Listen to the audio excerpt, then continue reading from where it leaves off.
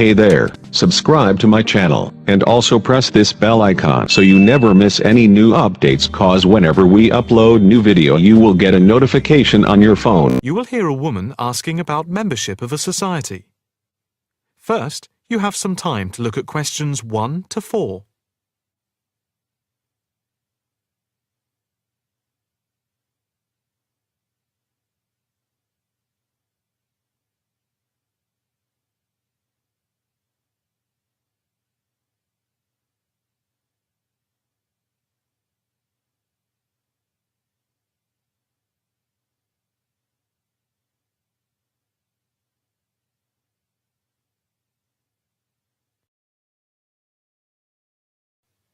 Now the test will begin. You should answer the questions as you listen, because you will not hear the recording a second time. Listen carefully and answer questions 1 to 4. Hi.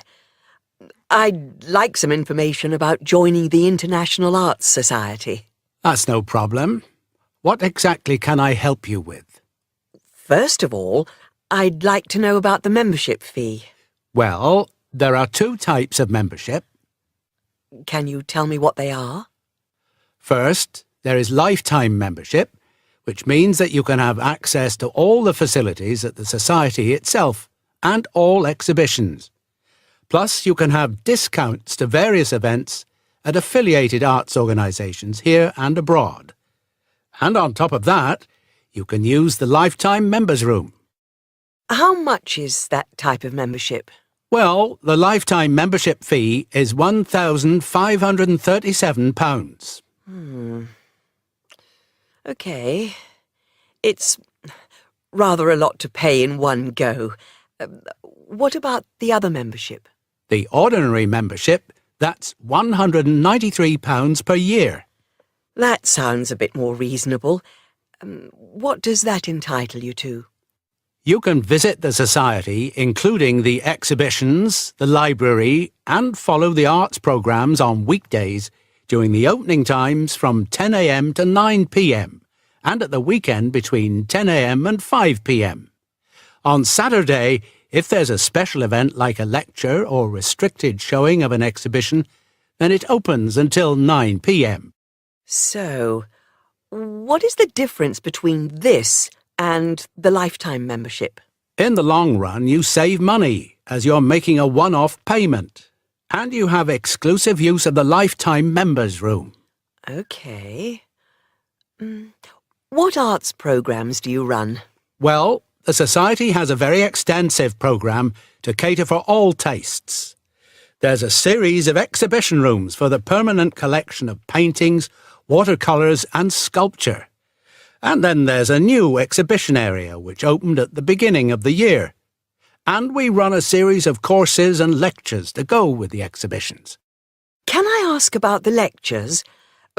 What is scheduled for this year? The latest list is in this leaflet.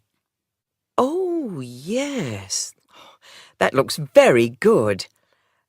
Are all the exhibitions, etc., free if I join? Yes, everything is free. That's fair enough. I think in that case I'll join. Before you hear the rest of the conversation, you have some time to look at questions 5 to 10.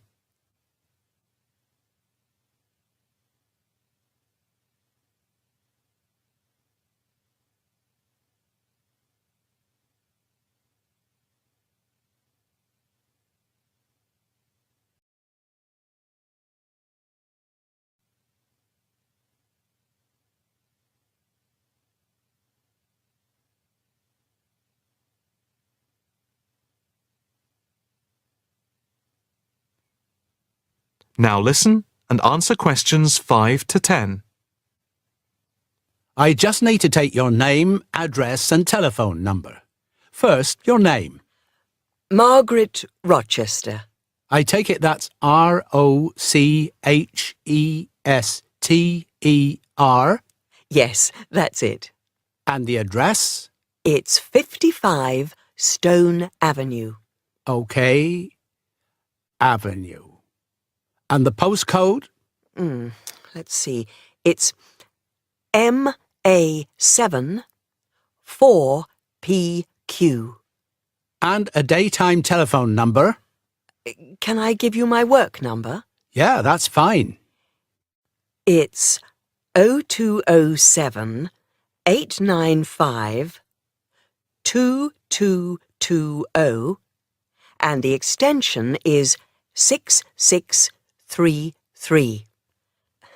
Can I pay by credit card? Yes, of course.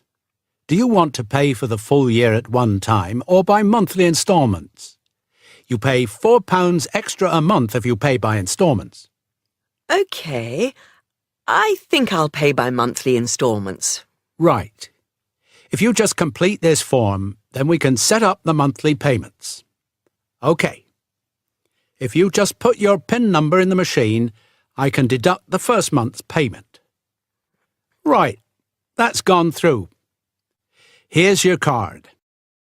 I now just need to take your photograph over here, and then I can put it on your membership card. OK. That's it. I'll just print out your membership card. Right, here you are. Thank you. By the way, can I bring any friends to the Society exhibitions and lectures? With the ordinary membership, we can issue a day pass once a fortnight, which allows you to bring a friend in. But you have to accompany them. Thank you. Can I go in now? Yes. You just swipe your card here. That is the end of section 1. You now have half a minute to check your answers.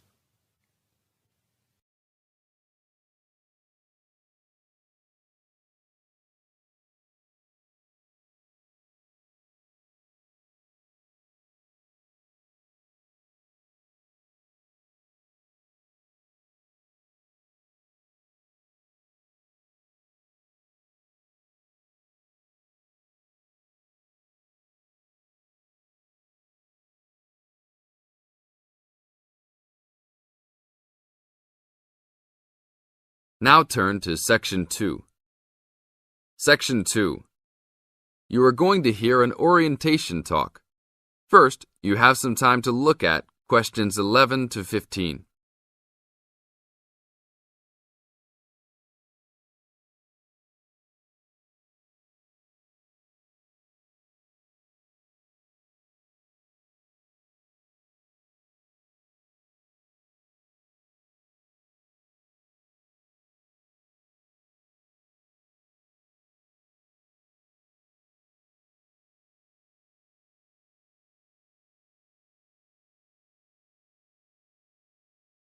Now listen to the tape and answer questions 11 to 15.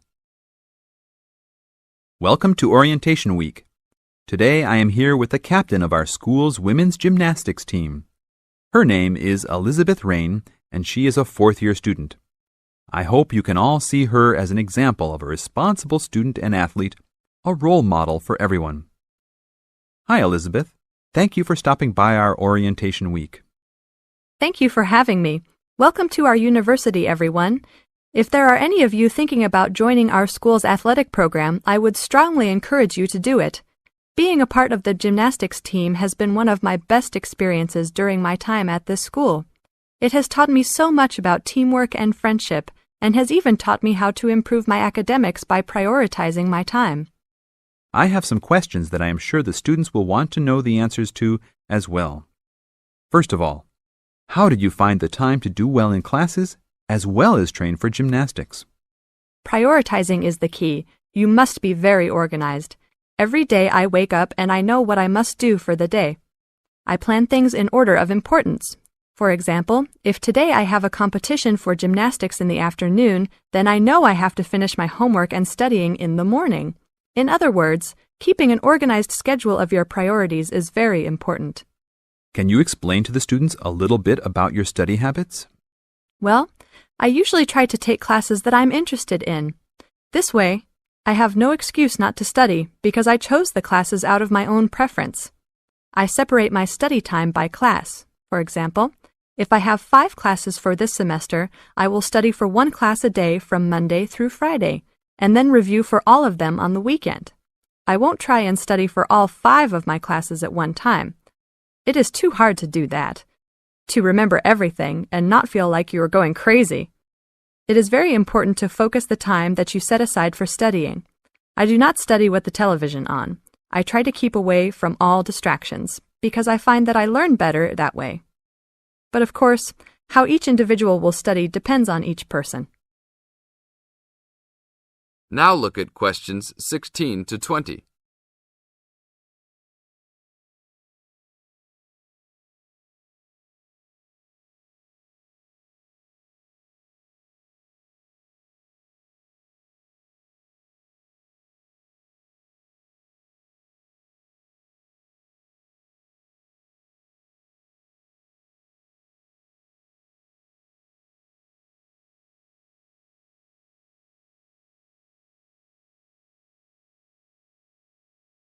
Now listen to the tape and answer questions 16 to 20. That sounds like good advice. Let's talk a little bit about your gymnastics career. How long have you been doing this sport for, and what has been the best moment of your college participation? Well, I've been participating in gymnastics since I was a kid. My parents got me involved in the sport.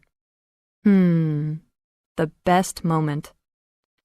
I would have to say that there is not one single instance that stands out in my mind as the best moment, but more of a whole experience. My first year in university was definitely one of the best years of my life. I met my best friends that year and really learned to grow up and be independent. Our team went to the national championships that year, and it was an incredible experience, so I would count the whole year as my best experience in college. How about the worst moment? It is true everyone goes through bad experiences. My worst experience would have to be the fall of last year when I broke my wrist.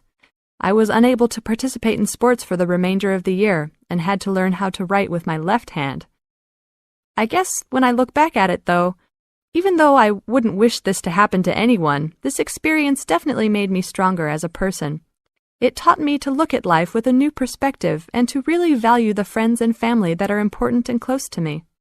Thanks for your time, Elizabeth. Do you have anything else you want to tell the new students? Just have a good time. Don't stress out too much, but be responsible for your actions. Work hard and play hard. That's my motto for life. This is the end of Section 2. You now have 30 seconds to check your answers.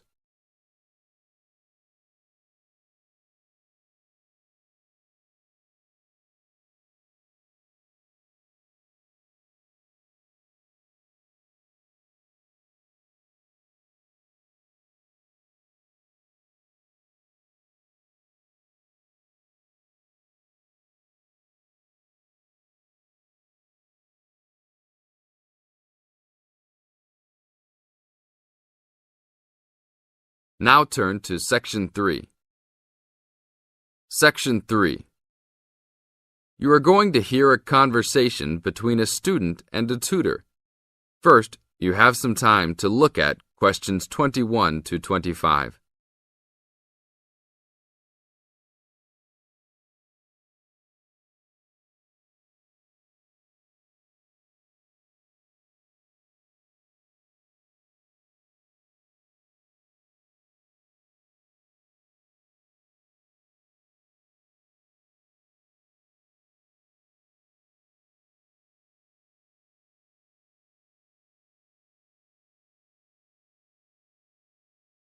Now listen to the tape and answer questions 21 to 25.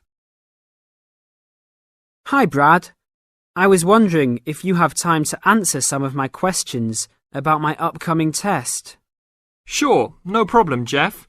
What is it that you're having problems on? Well, it's for my English final. We have to prepare a 5-minute speech to present in front of the whole class, including the professor. So I'm a little bit worried. Is there any specific topic, or can you do it on whatever you want? It has to have something to do with the origins of English literature. I'm thinking of doing it on Shakespeare, but I bet many other students will have the same idea. That's fine. Don't worry if others are doing the same thing. As long as you do a good job, that's all that counts. A good professor will grade all students fairly. You really think so? I suppose Shakespeare is the most famous author, so it should be fine. Besides, Shakespeare has so many works. You only have to choose a couple of them and talk about those. I guess you're right. Do you have any advice about how to prepare a speech? First, you need to select your topic. Have you done this yet? Yes, I have lots of information on Shakespeare. Good. Next, you should do a research on a specific topic. Do you have a deadline for which to turn in your speech topic? The deadline is next Tuesday.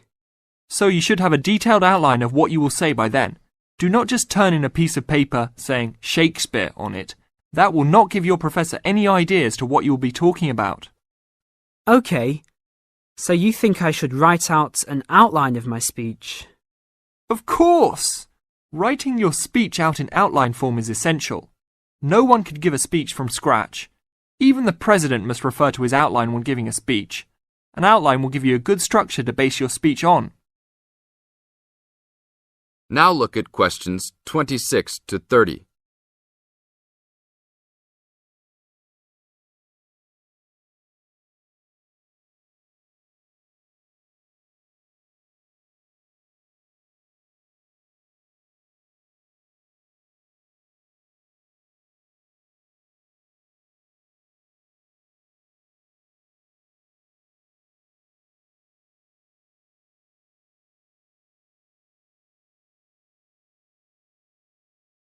Now listen to the tape and answer questions 26 to 30.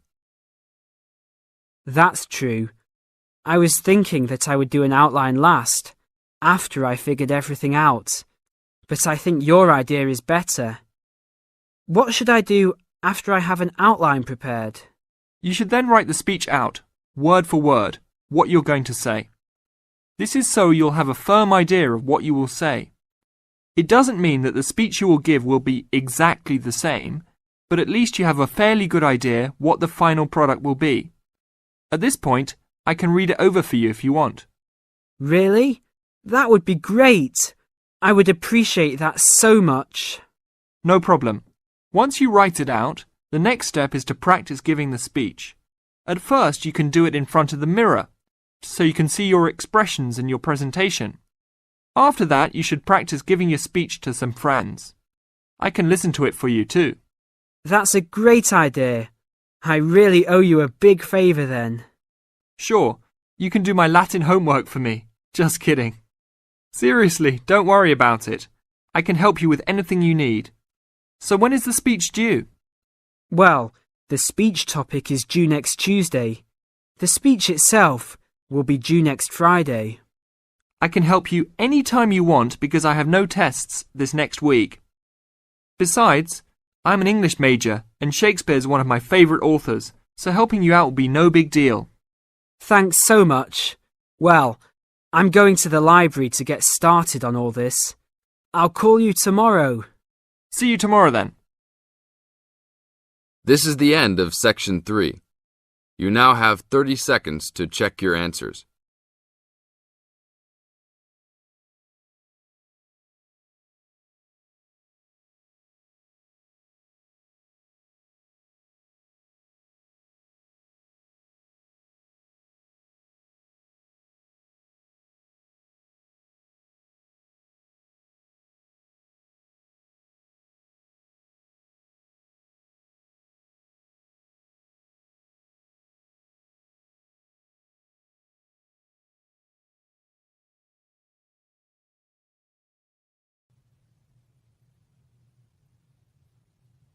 Now turn to Section 4. Section 4. You'll hear a lecturer talking to a group of science students. First, you have some time to look at questions 31 to 34.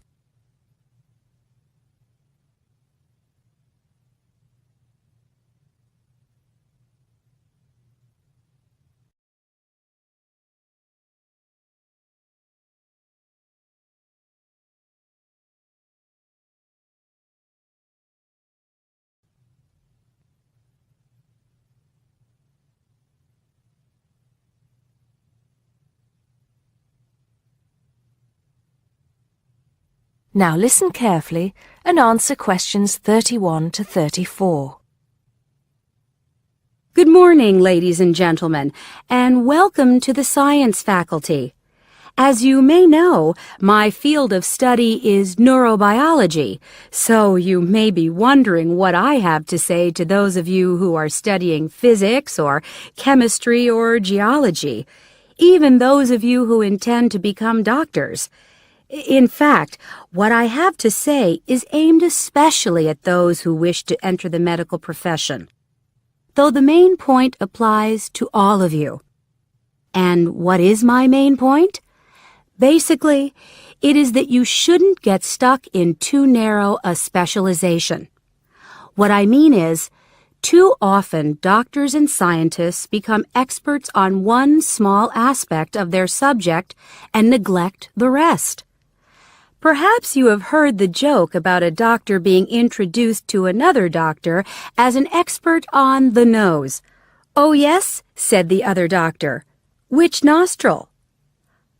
I know that more and more it is necessary to specialize, because when you finish your studies, you have to find a place in the job market.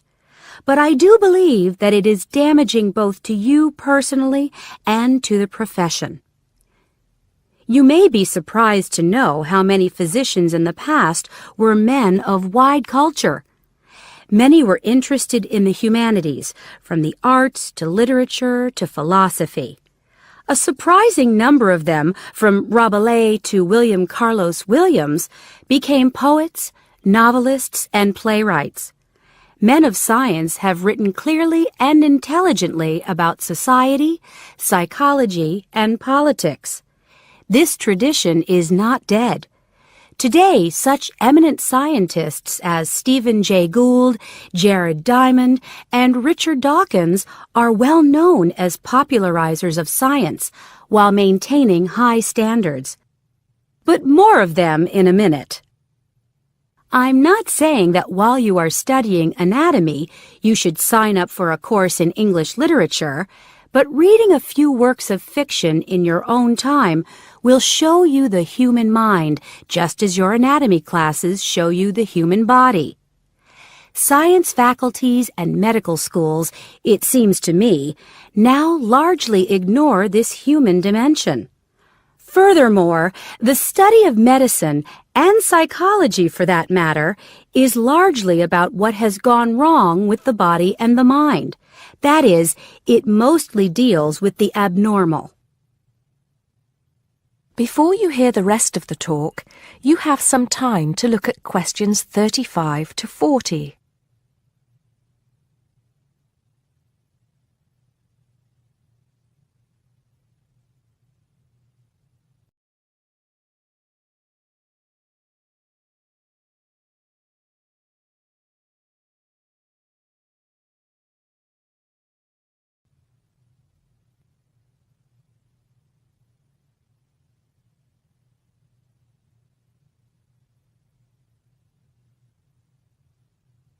Now listen and answer questions 35 to 40. So, to try and correct this situation, if only in a small way, I have come up with some extra reading for you to do. Don't worry, I wouldn't have chosen them if I didn't think they were enjoyable as well as interesting. The first on my list I'm sure you've all heard of, even if you haven't read it. It's Bill Bryson's A Short History of Nearly Everything. Now, don't turn your noses up at it just because it's now officially a school book and is written to entertain as well as inform. In fact, I've found it a very good bedside book. Next come a couple of the writers I mentioned earlier. Any collection of essays by Stephen Jay Gould is worth reading. He writes clearly in a language non-scientists can easily understand. In fact, a lot of his essays are responses to questions about science from the general public. He's also entertaining on the subject of baseball. Perhaps you should start with Gould's Wonderful Life. He writes brilliantly about natural history and shows how much imagination and excitement there is in scientific discovery. Then there's Jared Diamond's The Rise and Fall of the Third Chimpanzee, which shows us how close we are to the apes and forces us to look at some of the darker aspects of human nature. After reading it, you won't forget your animal ancestry. But don't let that put you off. It's very readable. You're probably saying to yourselves, just a minute, these are all science books. What about the fiction? I'll come to those in a later lecture. At the moment, I'm just trying to get you to read away from your chosen field of study. However, I will recommend one work of fiction now, though it might come as a bit of a surprise. If it does, it means you haven't read it. The book is The Water Babies by Charles Kingsley. I can see I have surprised you. Well, it is in fact the first fictional response to Charles Darwin's On the Origin of Species. Yes, it is a children's book, but full of surreal fantasy and wit. The fifth book on the list is a biography, The Emperor of Scent by Chandler Burr. To my mind, it's not particularly well written, but it is a fascinating story. It is about Luca Turin, a biophysicist who becomes an expert on perfume, and about how he missed getting the Nobel Prize. If any of you are thinking of a career in scientific research, this book might make you think again. It's a very tough dog-eat-dog business, which brings us to the book that inspired Kingsley's Water Babies, that classic of the genre, Charles Darwin's On the Origin of Species. If you haven't read it already, perhaps you shouldn't be here. If you have, it won't hurt to read it again. Or if you prefer, read his The Voyage of the Beagle, which, as well as being of interest to any natural historian or anyone interested in scientific method, also makes a great travel book. Well, I think that's enough to be going on with, and I can see that it's time to finish up. So please bear in mind, throughout whatever course you are studying, not to neglect other aspects of your wider, non-academic education. Thank you. That is the end of Section 4. You now have half a minute to check your answers.